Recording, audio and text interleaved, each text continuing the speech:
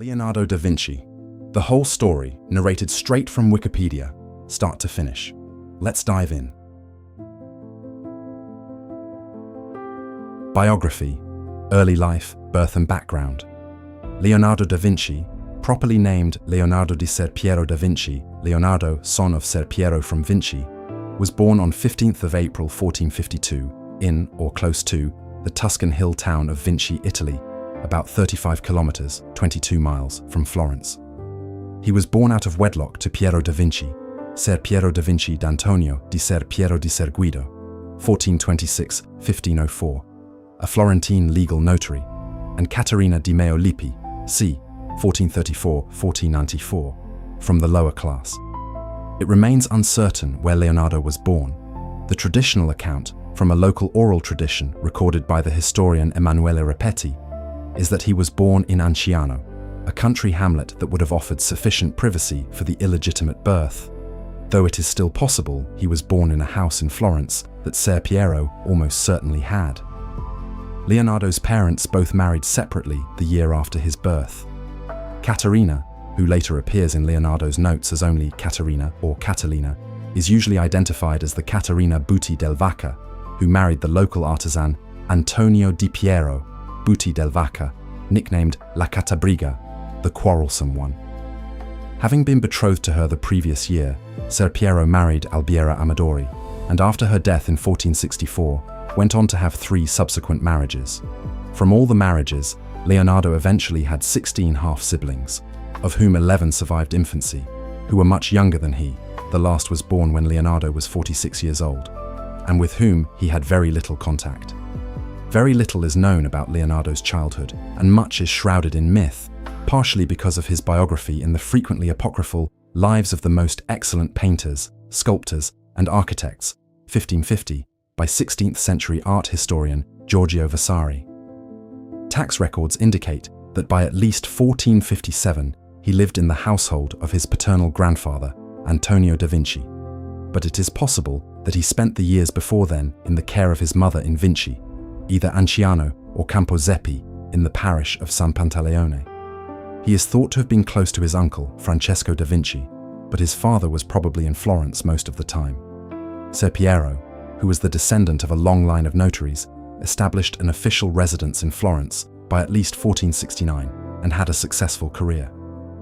Despite his family history, Leonardo only received a basic and informal education in vernacular writing, reading, and mathematics, possibly because his artistic talents were recognized early, so his family decided to focus their attention there. Later in life, Leonardo recorded his earliest memory, now in the Codex Atlanticus. While writing on the flight of birds, he recalled as an infant when a kite came to his cradle and opened his mouth with its tail.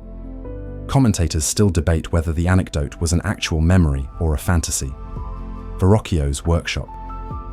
In the mid-1460s, Leonardo's family moved to Florence, which at the time was the center of Christian humanist thought and culture.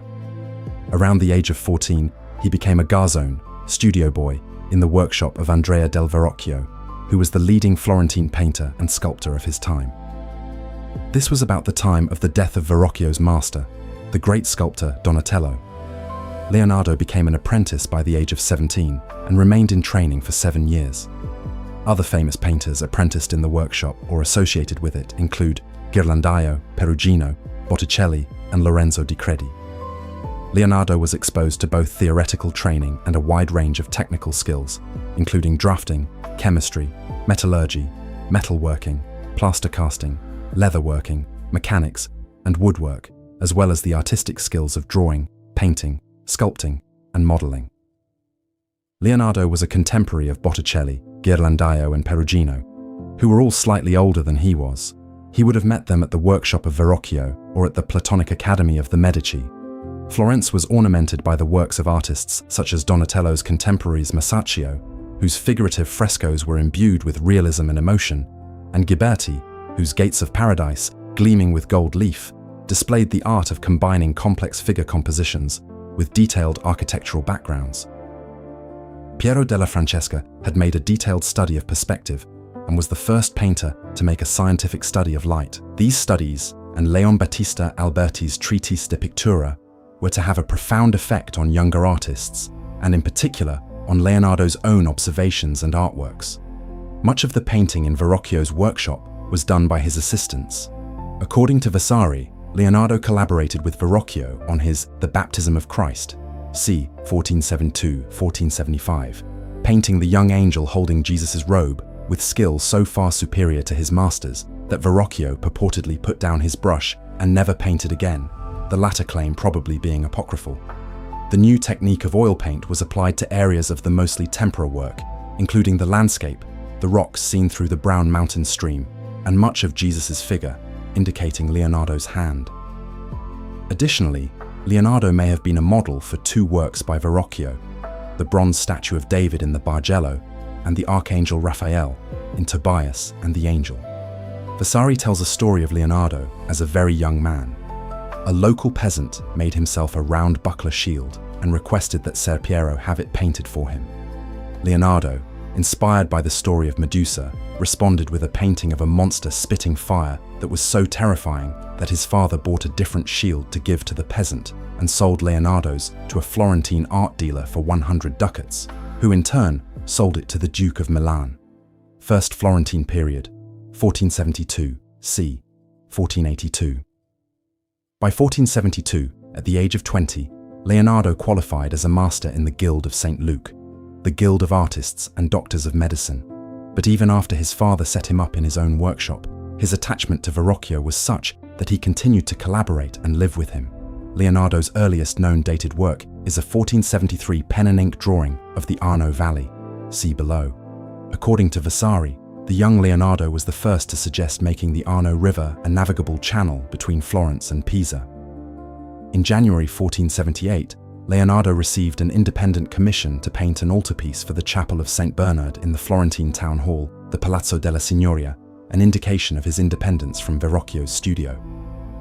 An anonymous early biographer, known as Anonimo Gadiano, claims that in 1480 Leonardo was living with the Medici and often worked in the garden of the Piazza San Marco, Florence, where a Neoplatonic academy of artists, poets and philosophers, organized by the Medici, met. In March 1481, he received a commission from the monks of San Donato in Scopeto for the adoration of the Magi. Neither of these initial commissions were completed, being abandoned when Leonardo went to offer his services to Duke of Milan, Ludovico Sforza. Leonardo wrote Sforza a letter which described the diverse things that he could achieve in the fields of engineering and weapon design, and mentioned that he could paint. He brought with him a silver string instrument, either a lute or lyre, in the form of a horse's head. With Alberti, Leonardo visited the home of the Medici, and through them came to know the older humanist philosophers, of whom Marsiglio Ficino, proponent of Neoplatonism, Cristoforo Landino, writer of commentaries on classical writings, and John Argyropoulos, teacher of Greek and translator of Aristotle, were the foremost. Also associated with the Platonic Academy of the Medici was Leonardo's contemporary, the brilliant young poet and philosopher Pico della Mirandola. In 1482, Leonardo was sent as an ambassador by Lorenzo de' Medici to Ludovico il Moro, who ruled Milan between 1479 and 1499. First Milanese period, c. 1482-1499. Leonardo worked in Milan from 1482 until 1499. He was commissioned to paint the Virgin of the Rocks for the Confraternity of the Immaculate Conception and the Last Supper for the monastery of Santa Maria delle Grazie. In the spring of 1485, Leonardo travelled to Hungary on behalf of Sforza to meet King Matthias Corvinus and was commissioned by him to paint a Madonna. In 1490, he was called as a consultant, together with Francesco di Giorgio Martini, for the building site of the Cathedral of Pavia, and was struck by the equestrian statue of Regisol, of which he left a sketch. Leonardo was employed on many other projects for Sforza, such as preparation of floats and pageants for special occasions, a drawing of, and wooden model for, a competition to design the cupola for Milan Cathedral, and a model for a huge equestrian monument to Ludovico's predecessor, Francesco Sforza. This would have surpassed in size the only two large equestrian statues of the Renaissance, Donatello's Gattamelata in Padua and Verrocchio's Bartolomeo Colleoni in Venice, and became known as the Gran Cavallo. Leonardo completed a model for the horse and made detailed plans for its casting, but in November 1494, Ludovico gave the metal to his brother-in-law to be used for a cannon to defend the city from Charles VIII of France. Contemporary correspondence records that Leonardo and his assistants were commissioned by the Duke of Milan to paint the Sala delle Asse in the Sforza Castle, c. 1498. The project became a trompe-l'oeil decoration that made the Great Hall appear to be a pergola created by the interwoven limbs of 16 mulberry trees, whose canopy included an intricate labyrinth of leaves and knots on the ceiling. Second Florentine period, 1500–1508. When Ludovico Sforza was overthrown by France in 1500, Leonardo fled Milan for Venice, accompanied by his assistant Salai and friend, the mathematician Luca Pacioli. In Venice, Leonardo was employed as a military architect and engineer, devising methods to defend the city from naval attack. On his return to Florence in 1500, he and his household were guests of the Servite monks at the monastery of Santissima Annunziata and were provided with a workshop where, according to Vasari, Leonardo created the cartoon of the Virgin and Child with Saint Anne and Saint John the Baptist, a work that won such admiration that men and women, young and old, flocked to see it as if they were going to a solemn festival. In Cesena in 1502, Leonardo entered the service of Cesare Borgia, the son of Pope Alexander VI, acting as a military architect and engineer and traveling throughout Italy with his patron. Leonardo created a map of Cesare Borgia's stronghold, a town plan of Imola, in order to win his patronage. Upon seeing it, Cesare hired Leonardo as his chief military engineer and architect. Later in the year, Leonardo produced another map for his patron, one of Chiana Valley, Tuscany, so as to give his patron a better overlay of the land and greater strategic position. He created this map in conjunction with his other project of constructing a dam from the sea to Florence, in order to allow a supply of water to sustain the canal during all seasons. Leonardo had left Borgia's service and returned to Florence by early 1503, where he rejoined the Guild of St. Luke on 18th October of that year. By this same month, Leonardo had begun working on a portrait of Lisa del Giocondo, the model for the Mona Lisa, which he would continue working on until his later years. In January 1504, he was part of a committee formed to recommend where Michelangelo's statue of David should be placed. He then spent 2 years in Florence designing and painting a mural of the Battle of Anghiari for the Signoria, with Michelangelo designing its companion piece, the Battle of Cassina. In 1506, Leonardo was summoned to Milan by Charles II d'Amboise, the acting French governor of the city. There, Leonardo took on another pupil, Count Francesco Melzi, the son of a Lombard aristocrat, who is considered to have been his favorite student. The Council of Florence wished Leonardo to return promptly to finish the Battle of Anghiari, but he was given leave at the behest of Louis XII, who considered commissioning the artist to make some portraits. Leonardo may have commenced a project for an equestrian figure of d'Amboise. A wax model attributed to him survives and would be the only extant example of Leonardo's sculpture, but the attribution is not widely accepted. Leonardo was otherwise free to pursue his scientific interests. Many of Leonardo's most prominent pupils either knew or worked with him in Milan, including Bernardino Luini, Giovanni Antonio Boltraffio, and Marco Doggiano. In 1507, Leonardo was in Florence sorting out a dispute with his brothers over the estate of his father, who had died in 1504. Second Milanese period, 1508–1513. By 1508, Leonardo was back in Milan, living in his own house in Porta Orientale, in the parish of Santa Babila. In 1512, Leonardo was working on plans for an equestrian monument for Gian Giacomo Trivulzio, but this was prevented by an invasion of a confederation of Swiss, Spanish, and Venetian forces, which drove the French from Milan. Leonardo stayed in the city, spending several months in 1513 at the Medici's Vapriodada Villa, Rome and France, 1513–1519. In March 1513, Lorenzo de' Medici's son Giovanni assumed the papacy as Leo X. Leonardo went to Rome that September, where he was received by the Pope's brother Giuliano. From September 1513 to 1516, Leonardo spent much of his time living in the Belvedere courtyard in the Apostolic Palace, where Michelangelo and Raphael were both active. Leonardo was given an allowance of 33 ducats a month and, according to Vasari, decorated a lizard with scales dipped in quicksilver. The Pope gave him a painting commission of unknown subject matter, but cancelled it when the artist set about developing a new kind of varnish. Leonardo became ill, in what may have been the first of multiple strokes leading to his death. He practiced botany in the Vatican gardens and was commissioned to make plans for the Pope's proposed draining of the Pontine marshes. He also dissected cadavers, making notes for a treatise on vocal cords. These he gave to an official in hopes of regaining the Pope's favor, but he was unsuccessful. In October 1515, King Francis I of France recaptured Milan. On 21 March 1516, Antonio Maria Pallavicini, the French ambassador to the Holy See, received a letter sent from Lyon a week previously by the royal advisor Guillaume Gouffier, Seigneur de Bonnivet, containing the French king's instructions to assist Leonardo in his relocation to France and to inform the artist that the king was eagerly awaiting his arrival. Pallavicini was also asked to reassure Leonardo that he would be well received at court, both by the king and by his mother, Louise of Savoy. Leonardo entered Francis's service later that year and was given the use of the manor house Clos Lucé, near the king's residence at the royal Château d'Amboise. He was frequently visited by Francis and drew plans for an immense castle town the king intended to erect at Romorantin. He also made a mechanical lion, which during a pageant walked towards the king and, upon being struck by a wand, opened its chest to reveal a cluster of lilies.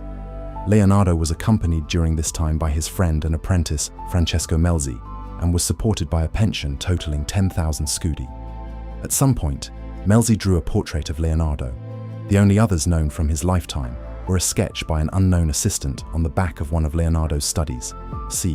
1517, and a drawing by Giovanni Ambrogio Figino depicting an elderly Leonardo with his right arm wrapped in clothing. The latter, in addition to the record of an October 1517 visit by Louis d'Aragon, confirms an account of Leonardo's right hand being paralytic when he was 65, which may indicate why he left works such as the Mona Lisa unfinished. He continued to work at some capacity until eventually becoming ill and bedridden for several months. Death. Leonardo died at Clos Lucé on 2 May 1519 at the age of 67, possibly of a stroke. Francis I had become a close friend. Vasari describes Leonardo as lamenting on his deathbed, full of repentance, that he had offended against God and men by failing to practice his art as he should have done. Vasari states that in his last days, Leonardo sent for a priest to make his confession and to receive the Holy Sacrament. Vasari also records that the king held Leonardo's head in his arms as he died, although this story may be legend rather than fact. In accordance with his will, 60 beggars carrying tapers followed Leonardo's casket. Melzi was the principal heir and executor, receiving, as well as money, Leonardo's paintings, tools, library, and personal effects. Leonardo's other longtime pupil and companion, Salai, and his servant Baptista de Villanis, each received half of Leonardo's vineyards. His brothers received land, and his serving woman received a fur-lined cloak. On 12 August 1519, Leonardo's remains were interred in the collegiate church of Saint-Florentin at the Château d'Amboise. Some 20 years after Leonardo's death, Francis was reported by the goldsmith and sculptor Benvenuto Cellini as saying, "There had never been another man born in the world who knew as much as Leonardo, not so much about painting, sculpture, and architecture, as that he was a very great philosopher." At the time of his death in 1524, Salai owned a painting referred to as Gioconda in a posthumous inventory of his belongings. It was assessed at 505 lire, an exceptionally high valuation for a small panel portrait. Personal life. Despite the thousands of pages Leonardo left in notebooks and manuscripts, he scarcely made reference to his personal life. Within Leonardo's lifetime, his extraordinary powers of invention, his great physical beauty, and infinite grace, as described by Vasari, as well as all other aspects of his life, attracted the curiosity of others. One such aspect was his love for animals, likely including vegetarianism, and according to Vasari, a habit of purchasing caged birds and releasing them. Leonardo had many friends who are now notable either in their fields or for their historical significance, including mathematician Luca Pacioli, with whom he collaborated on the book Divina Proportione in the 1490s. Leonardo appears to have had no close relationships with women, except for his friendship with Cecilia Gallerani and the two Este sisters, Beatrice and Isabella. While on a journey that took him through Mantua, he drew a portrait of Isabella that appears to have been used to create a painted portrait, now lost. Salai, or Il Salaino, the little unclean one, i.e. the devil, entered Leonardo's household in 1490 as an assistant. After only a year, Leonardo made a list of his misdemeanors, calling him a thief, a liar, stubborn, and a glutton. After he had made off with money and valuables on at least 5 occasions and spent a fortune on clothes. Nevertheless, Leonardo treated him with great indulgence, and he remained in Leonardo's household for the next 30 years. Salai executed paintings under the name of Andrea Salai, but although Vasari claims that Leonardo taught him many things about painting, his work is generally considered to be of less artistic merit than others among Leonardo's pupils, such as Marco d'Oggiano and Boltraffio. Beyond friendship, Leonardo kept his private life secret. His sexuality has been the subject of satire, analysis, and speculation. This trend began in the mid-16th century and was revived in the 19th and 20th centuries, most notably by Sigmund Freud in his Leonardo da Vinci, a memory of his childhood. Leonardo's most intimate relationships were perhaps with his pupils, Salai and Melzi. Melzi, writing to inform Leonardo's brothers of his death, described Leonardo's feelings for his pupils as both loving and passionate. It has been claimed since the 16th century that these relationships were of a sexual or erotic nature. Walter Isaacson, in his biography of Leonardo, makes explicit his opinion that the relations with Salai were intimate and homosexual. In 1476, when he was aged 24, court records show that Leonardo and 3 other young men were charged with sodomy in an incident involving a known male prostitute. The charges were dismissed for lack of evidence, and there is speculation that since one of the accused, Leonardo de Tornabuoni, was related to Lorenzo de' Medici, the family exerted its influence to secure the dismissal. Since that date, much has been written about his presumed homosexuality and its role in his art, particularly in the androgyny and eroticism manifested in St. John the Baptist and Bacchus, and more explicitly in erotic drawings, paintings. Despite the recent awareness and admiration of Leonardo as a scientist and inventor, for the better part of 400 years, his fame rested on his achievements as a painter.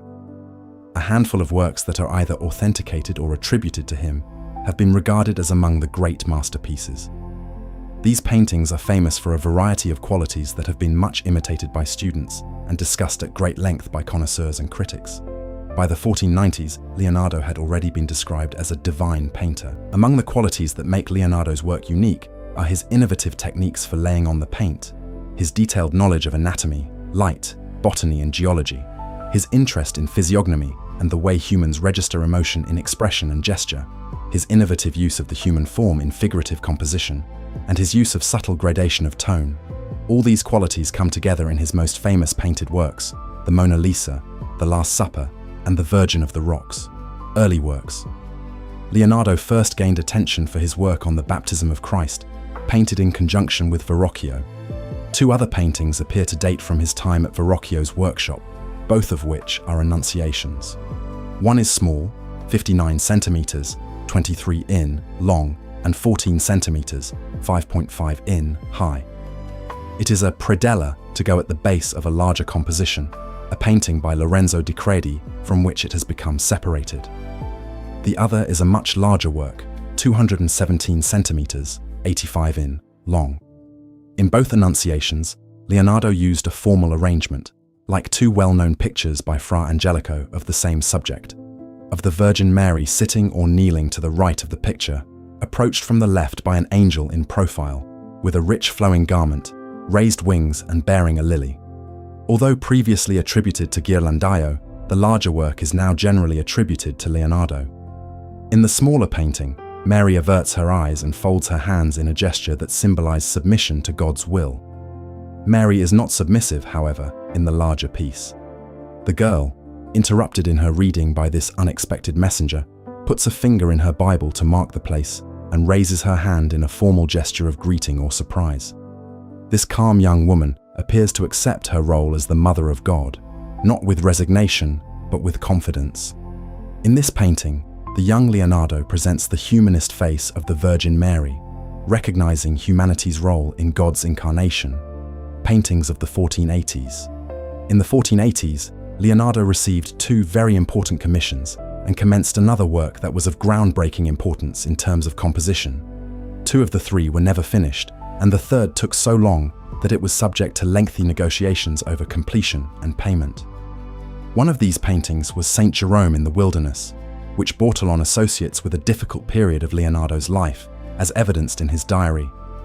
"I thought I was learning to live. I was only learning to die." Although the painting is barely begun, the composition can be seen and is very unusual.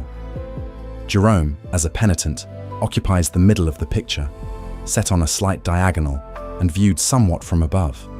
His kneeling form takes on a trapezoid shape, with one arm stretched to the outer edge of the painting and his gaze looking in the opposite direction. J. Wasserman points out the link between this painting and Leonardo's anatomical studies. Across the foreground sprawls his symbol, a great lion whose body and tail make a double spiral across the base of the picture space.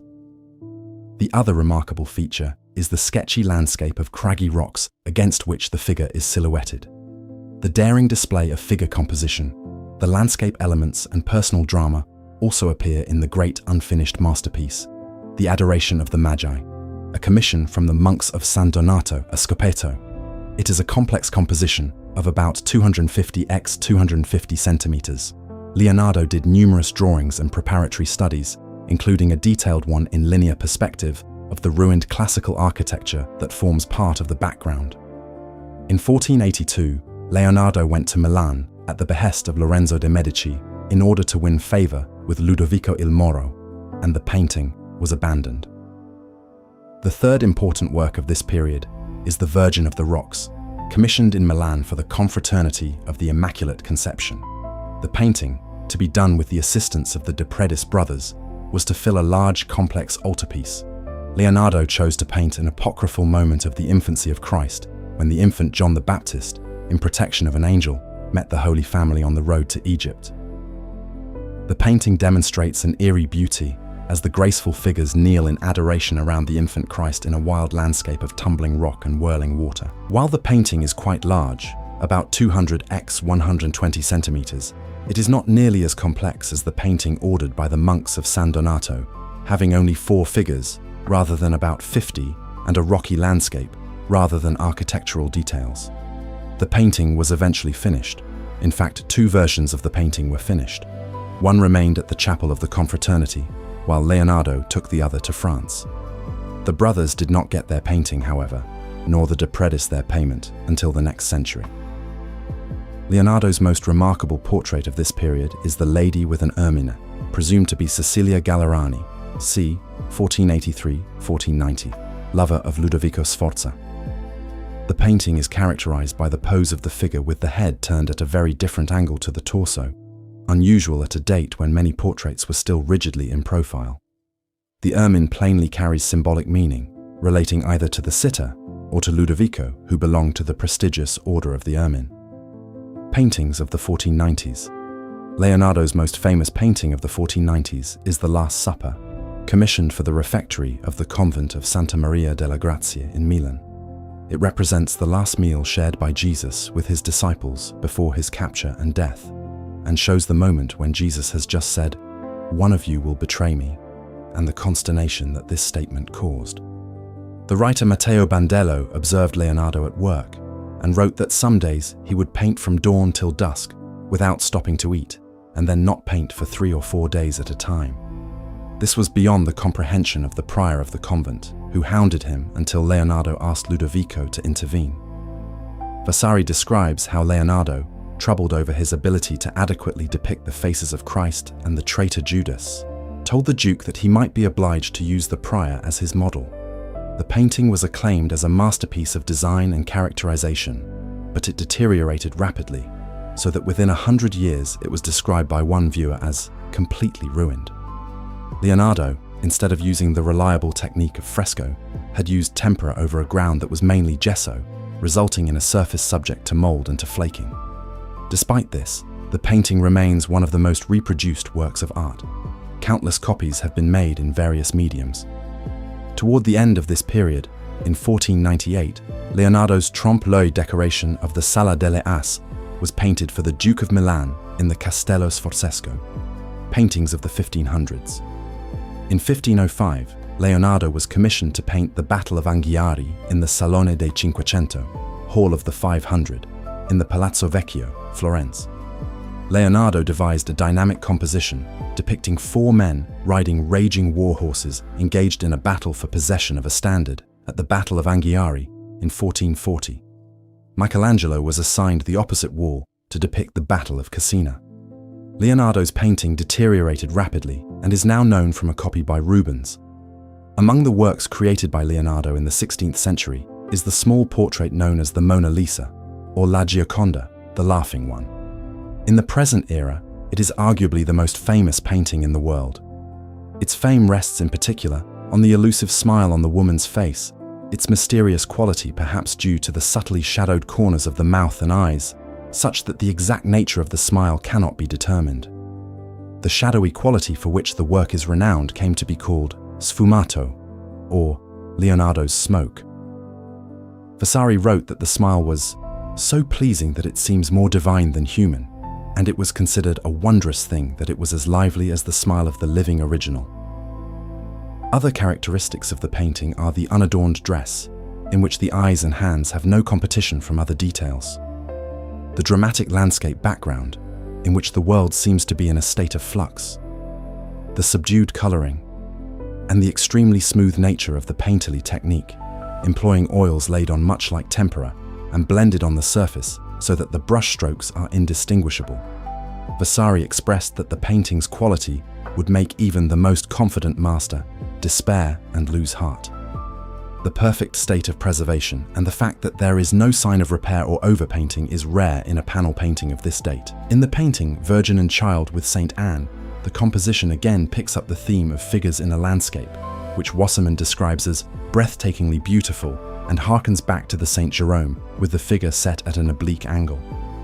What makes this painting unusual is that there are 2 obliquely set figures superimposed. Mary is seated on the knee of her mother, Saint Anne. She leans forward to restrain the Christ child as he plays roughly with a lamb, the sign of his own impending sacrifice. This painting, which was copied many times, influenced Michelangelo, Raphael, and Andrea del Sarto, and through them, Pontormo and Correggio. The trends in composition were adopted in particular by the Venetian painters Tintoretto and Veronese. Drawings. Leonardo was a prolific draftsman, keeping journals full of small sketches and detailed drawings, recording all manner of things that took his attention. As well as the journals, there exist many studies for paintings, some of which can be identified as preparatory to particular works, such as The Adoration of the Magi, The Virgin of the Rocks, and The Last Supper. His earliest dated drawing is a landscape of the Arno Valley, 1473, which shows the river, the mountains, Montelupo Castle, and the farmlands beyond it in great detail. Among his famous drawings are the Vitruvian Man, a study of the proportions of the human body, the head of an angel, for the Virgin of the Rocks in the Louvre, a botanical study of Star of Bethlehem, and a large drawing, 160 x 100 centimeters, in black chalk on colored paper, of the Virgin and Child with Saint Anne and Saint John the Baptist in the National Gallery, London. This drawing employs the subtle sfumato technique of shading in the manner of the Mona Lisa. It is thought that Leonardo never made a painting from it, the closest similarity being to the Virgin and Child with Saint Anne in the Louvre. Other drawings of interest include numerous studies generally referred to as caricatures, because, although exaggerated, they appear to be based upon observation of live models. Vasari relates that Leonardo would look for interesting faces in public to use as models for some of his work. There are numerous studies of beautiful young men, often associated with Salai, with the rare and much admired facial feature, the so-called Grecian profile. These faces are often contrasted with that of a warrior. Salai is often depicted in fancy dress costume. Leonardo is known to have designed sets for pageants with which these may be associated. Other, often meticulous drawings show studies of drapery. A marked development in Leonardo's ability to draw drapery occurred in his early works.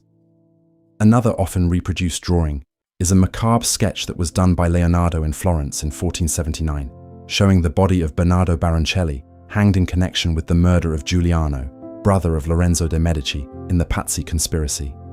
In his notes, Leonardo recorded the colors of the robes that Baroncelli was wearing when he died.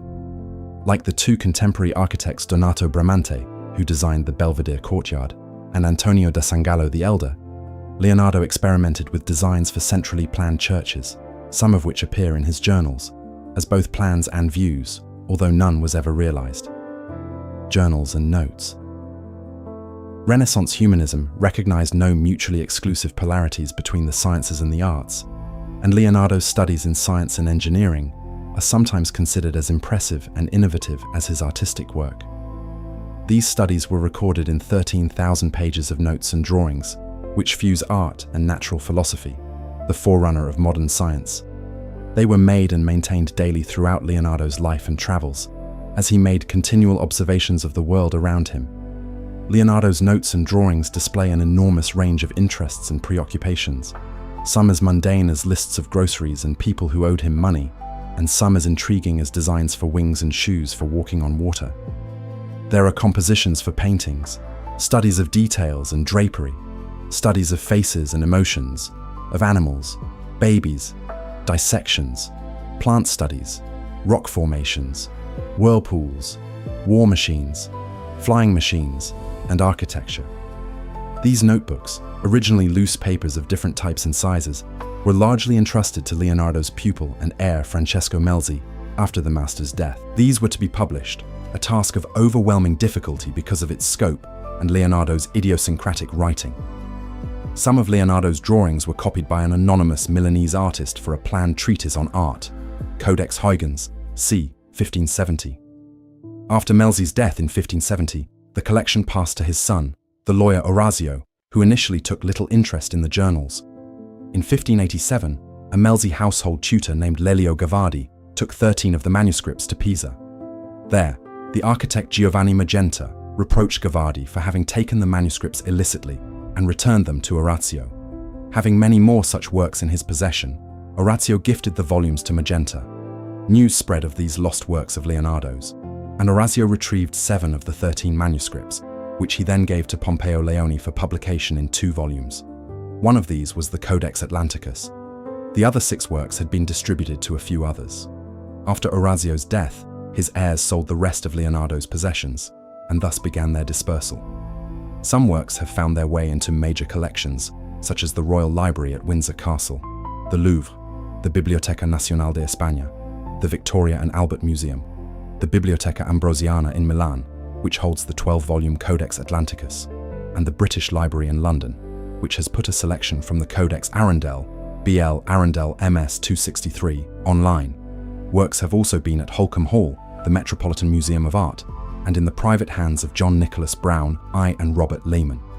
The Codex Leicester is the only privately owned major scientific work of Leonardo. It is owned by Bill Gates and displayed once a year in different cities around the world. Most of Leonardo's writings are in mirror image cursive. Since Leonardo wrote with his left hand, it was probably easier for him to write from right to left. Leonardo used a variety of shorthand and symbols and states in his notes that he intended to prepare them for publication. In many cases, a single topic is covered in detail in both words and pictures on a single sheet, together conveying information that would not be lost if the pages were published out of order. Why they were not published during Leonardo's lifetime is unknown. Science and inventions. Leonardo's approach to science was observational. He tried to understand a phenomenon by describing and depicting it in utmost detail and did not emphasize experiments or theoretical explanation. Since he lacked formal education in Latin and mathematics, contemporary scholars mostly ignored Leonardo the scientist, although he did teach himself Latin. His keen observations in many areas were noted, such as when he wrote, "Il sole non si muove," the sun does not move. In the 1490s, he studied mathematics under Luca Pacioli and prepared a series of drawings of regular solids in a skeletal form to be engraved as plates for Pacioli's book Divina Proportione, published in 1509. While living in Milan, he studied light from the summit of Monte Rosa. Scientific writings in his notebook on fossils have been considered as influential on early paleontology. The content of his journals suggests that he was planning a series of treatises on a variety of subjects. A coherent treatise on anatomy is said to have been observed during a visit by Cardinal Louis d'Aragon's secretary in 1517. Aspects of his work on the studies of anatomy, light, and the landscape were assembled for publication by Melzi and eventually published as A Treatise on Painting in France and Italy in 1651 and Germany in 1724. with engravings based upon drawings by the classical painter Nicolas Poussin. According to Arasa, the treatise, which in France went into 62 editions in 50 years, caused Leonardo to be seen as the precursor of French academic thought on art. While Leonardo's experimentation followed scientific methods, a recent and exhaustive analysis of Leonardo as a scientist by Fritjof Capra argues that Leonardo was a fundamentally different kind of scientist from Galileo, Newton, and other scientists who followed him in that, as a Renaissance man, his theorizing and hypothesizing integrated the arts, and particularly painting, anatomy, and physiology. Leonardo started his study of the anatomy of the human body under the apprenticeship of Verrocchio, who demanded that his students develop a deep knowledge of the subject. As an artist, he quickly became master of topographic anatomy, drawing many studies of muscles, tendons, and other visible anatomical features. As a successful artist, Leonardo was given permission to dissect human corpses at the Hospital of Santa Maria Nuova in Florence, and later at hospitals in Milan and Rome. From 1510 to 1511, he collaborated in his studies with the doctor Marcantonio della Torre, professor of anatomy at the University of Pavia. Leonardo made more than 240 detailed drawings and wrote about 13,000 words toward a treatise on anatomy. Only a small amount of the material on anatomy was published in Leonardo's treatise on painting. During the time that Melzi was ordering the material into chapters for publication, they were examined by anatomists and artists, including Vasari, Cellini, and Albrecht Dürer, who made drawings from them. Leonardo's anatomical drawings include many studies of the human skeleton, its parts, and the muscles and sinews. He studied the mechanical functions of the skeleton and the muscular forces that are applied to it in a manner that prefigured the modern science of biomechanics. He drew the heart and vascular system, the sex organs, and other internal organs, making one of the first scientific drawings of a fetus in utero. The drawings and notation are far ahead of their time, and if published would undoubtedly have made a major contribution to medical science. Leonardo also closely observed and recorded the effects of age and of human emotion on the physiology, studying in particular the effects of age. He drew many figures who had significant facial deformities or signs of illness. Leonardo also studied and drew the anatomy of many animals, dissecting cows, birds, monkeys, bears, and frogs, and comparing in his drawings their anatomical structure with that of humans. He also made studies of horses. Leonardo's dissections and documentation of muscles, nerves, and vessels helped to describe the physiology and mechanics of movement. He attempted to identify the source of emotions and their expression. He found it difficult to incorporate the prevailing system and theories of bodily humors, but eventually he abandoned these physiological explanations of bodily functions. He made the observations that humors were not located in cerebral spaces or ventricles. He documented that the humors were not contained in the heart or the liver, and that it was the heart that defined the circulatory system. He was the first to define atherosclerosis and liver cirrhosis. He created models of the cerebral ventricles with the use of melted wax, and constructed a glass aorta to observe the circulation of blood through the aortic valve by using water and grass seed to watch flow patterns. Engineering and inventions. During his lifetime, Leonardo was also valued as an engineer. With the same rational and analytical approach that moved him to represent the human body and to investigate anatomy, Leonardo studied and designed many machines and devices. He drew their anatomy with unparalleled mastery, producing the first form of the modern technical drawing, including a perfected exploded view technique to represent internal components. Those studies and projects collected in his codices fill more than 5,000 pages. In a letter of 1482 to the Lord of Milan Ludovico il Moro, he wrote that he could create all sorts of machines both for the protection of a city and for siege. When he fled from Milan to Venice in 1499, he found employment as an engineer and devised a system of movable barricades to protect the city from attack. In 1502, he created a scheme for diverting the flow of the Arno River, a project on which Niccolò Machiavelli also worked. He continued to contemplate the canalization of Lombardy's plains while in Louis XII's company, and of the Loire and its tributaries in the company of Francis I. Leonardo's journals include a vast number of inventions, both practical and impractical. They include musical instruments, a mechanical knight, hydraulic pumps, reversible crank mechanisms, finned mortar shells, and a steam cannon. Leonardo was fascinated by the phenomenon of flight for much of his life, producing many studies, including Codex on the Flight of Birds, c. 1505, as well as plans for several flying machines, such as a flapping ornithopter and a machine with a helical rotor. In a 2003 documentary by British television station Channel 4, titled Leonardo's Dream Machines, various designs by Leonardo, such as a parachute and a giant crossbow, were interpreted and constructed. Some of those designs proved successful, whilst others fared less well when tested. Similarly, a team of engineers built 10 machines designed by Leonardo in the 2009 American television series Doing Da Vinci, including a fighting vehicle and a self-propelled cart. Research performed by Mark van den Broek revealed older prototypes for more than 100 inventions that are ascribed to Leonardo. Similarities between Leonardo's illustrations and drawings from the Middle Ages and from ancient Greece and Rome, the Chinese and Persian empires, and Egypt suggest that a large portion of Leonardo's inventions had been conceived before his lifetime. Leonardo's innovation was to combine different functions from existing drafts and set them into scenes that illustrated their utility. By reconstituting technical inventions, he created something new.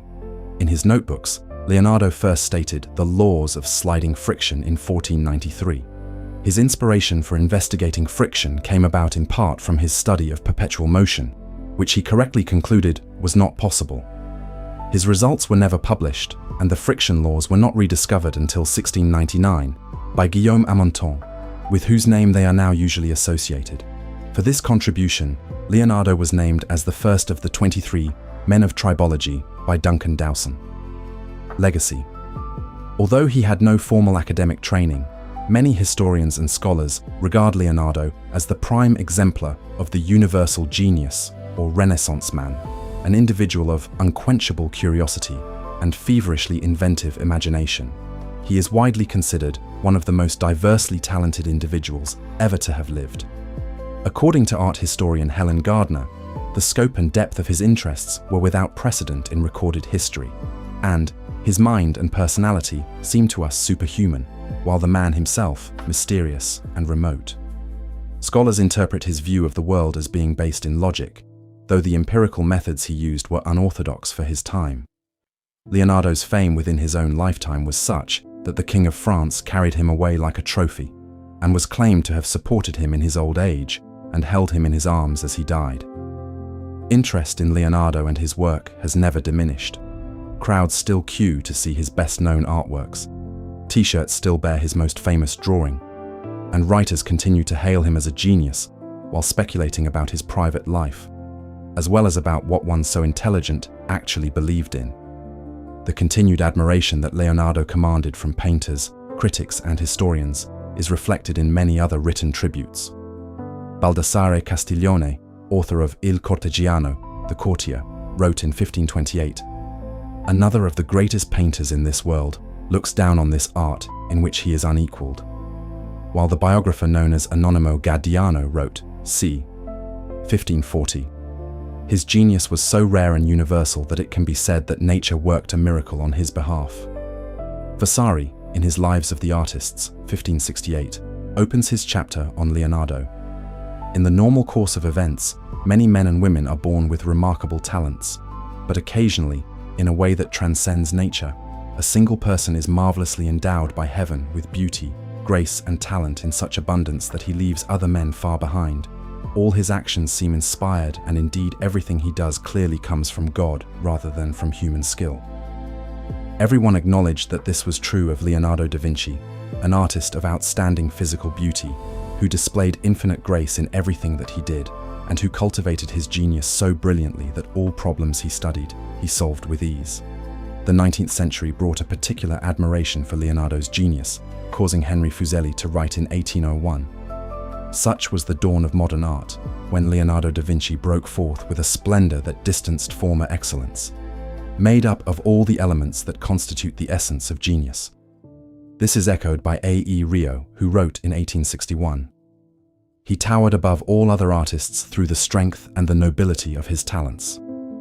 By the 19th century, the scope of Leonardo's notebooks was known, as well as his paintings. Hippolyte Taine wrote in 1866, "There may not be in the world an example of another genius so universal, so incapable of fulfillment, so full of yearning for the infinite, so naturally refined, so far ahead of his own century and the following centuries. Art historian Bernard Berenson wrote in 1896, "Leonardo is the one artist of whom it may be said with perfect literalness, nothing that he touched but turned into a thing of eternal beauty. Whether it be the cross-section of a skull, the structure of a weed, or a study of muscles, he, with his feeling for line and for light and shade, forever transmuted it into life." Communicating values. The interest in Leonardo's genius has continued unabated. Experts study and translate his writings, analyze his paintings using scientific techniques, argue over attributions, and search for works which have been recorded but never found. Liana Bortolon, writing in 1967, said, "Because of the multiplicity of interests that spurred him to pursue every field of knowledge, Leonardo can be considered, quite rightly, to have been the universal genius par excellence, and with all the disquieting overtones inherent in that term. Man is as uncomfortable today, faced with a genius, as he was in the 16th century. 5 centuries have passed, yet we still view Leonardo with awe. The Elmer Belt Library of Vinciana is a special collection at the University of California, Los Angeles. 21st century author Walter Isaacson based much of his biography of Leonardo on thousands of notebook entries, studying the personal notes, sketches, budget notations, and musings of the man whom he considers the greatest of innovators. Isaacson was surprised to discover a fun, joyous side of Leonardo, in addition to his limitless curiosity and creative genius. On the 500th anniversary of Leonardo's death, the Louvre in Paris arranged for the largest ever single exhibit of his work, called Leonardo, between November 2019 and February 2020. The exhibit includes more than 100 paintings, drawings, and notebooks. 11 of the paintings that Leonardo completed in his lifetime were included.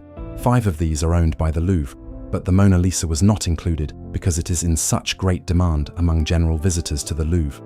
It remains on display in its gallery. Vitruvian Man, however, is on display following a legal battle with its owner, the Gallerie dell'Accademia in Venice. Salvator Mundi was also not included because its Saudi owner did not agree to lease the work. The Mona Lisa, considered Leonardo's magnum opus, is often regarded as the most famous portrait ever made. The Last Supper is the most reproduced religious painting of all time, and Leonardo's Vitruvian Man drawing is also considered a cultural icon. More than a decade of analysis of Leonardo's genetic genealogy, conducted by Alessandro Vezzosi and Agnese Sabato, came to a conclusion in mid-2021. It was determined that the artist has 14 living male relatives. The work could also help determine the authenticity of remains thought to belong to Leonardo. Location of remains.